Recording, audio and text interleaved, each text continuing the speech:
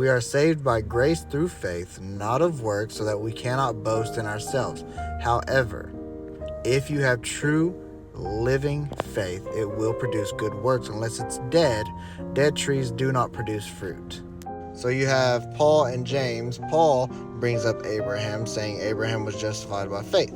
You have James bringing up Abraham, and he said Abraham was justified by works. Well, which one is it? Is it justified by faith or justified by works? My answer, yes.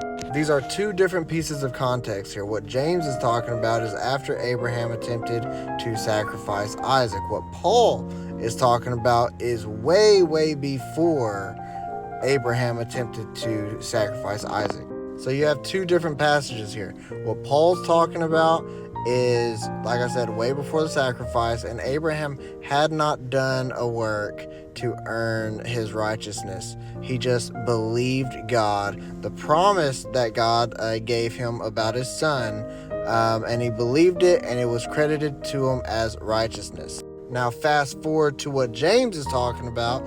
This is Abraham proving his faith.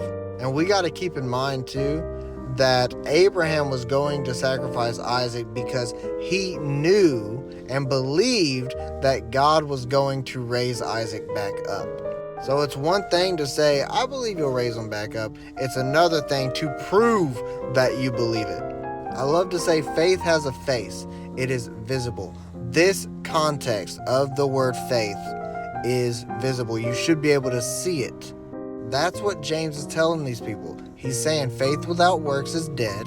You claim to have true faith. Well, true living faith produces fruit. So it's not making sense. You claim to have this faith. Well, I'm not seeing what it naturally produces.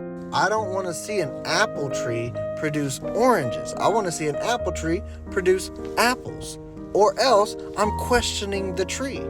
This is not a works-based salvation, thank God, because I have failed time and time again.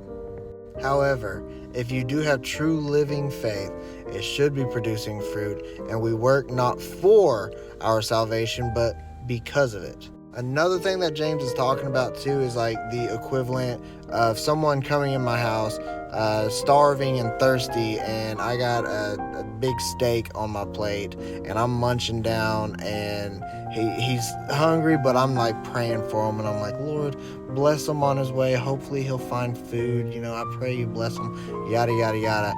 That's not it.